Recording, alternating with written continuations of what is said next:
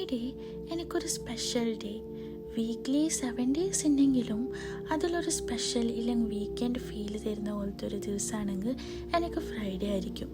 Because എനിക്ക് മൊത്തത്തിലൊന്ന് self care ആവാനും വീട് മൊത്തത്തിലൊന്ന് വൃത്തിയാക്കി സ്പിരിച്വലി കൂടി ഒന്ന് കണക്റ്റ് ആവാൻ പറ്റാറുണ്ട്.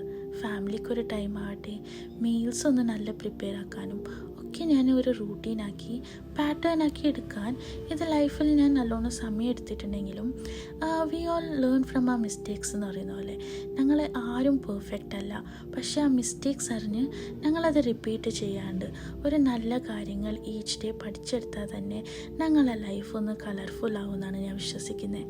അങ്ങനെ എനിക്കൊരു ലൈഫ് ചേഞ്ചിങ് ടൈം എന്നൊക്കെ പറയുന്ന പോലെ ഞാൻ ഡിഗ്രി പഠിക്കുന്ന സമയത്ത് ആണ് കോവിഡ് പാൻഡമിക് വരുന്നത്.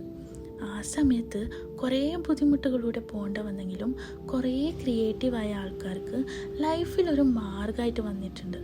യൂട്യൂബ് ആവട്ടെ, ക്രാഫ്റ്റ്സിലൂടെ ആവട്ടെ, അല്ലെങ്കിൽ ബേക്കിംഗ് ഒക്കെ ചെയ്തിട്ടാണ് നല്ല കരിയർ ഓപ്ഷൻസൊക്കെ വന്നിട്ടുള്ളത്. ബട്ട് എനിക്ക് സ്പിരിച്വലി വളരെ കണക്റ്റ് ആവാൻ പറ്റിയ സമയമായിരുന്നു. അപ്പോൾ ക്രിയേറ്റീവ് ഫീൽഡിലും നല്ലോണം കണക്റ്റ് ആകാൻ പറ്റിയിട്ടുണ്ട്. കുറേ ട്രാൻസ്ലേഷൻസൊക്കെ വായിച്ച് ഖുറാനൊക്കെ പഠിക്കാനും പറ്റിയിട്ടുണ്ട്. ദീനിലോട്ട് ക്ലോസ് ആയിട്ടൊരു ബന്ധം വരുത്താൻ സാധിച്ചിട്ടുമുണ്ട്.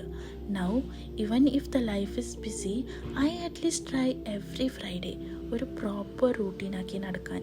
ആൻഡ് ഞാൻ ഫ്രൈഡേസിൽ അറ്റ്ലീസ്റ്റ് ഒരു മീൽ സ്പെഷ്യലാക്കാൻ ശ്രമിക്കാറുണ്ട്. എനിക്ക് വേണ്ടിയിട്ട് ഞാൻ ഒന്ന് സമയമെടുത്ത് ഞാനൊന്ന് ഡ്രസ്ഡപ്പായി എൻ്റെ എല്ലാ കാര്യങ്ങളും ചെയ്തു എന്നുള്ള സാറ്റിസ്ഫാക്ഷൻ ഒരു ഡിഫറെൻ്റ് തന്നെയാണല്ലോ.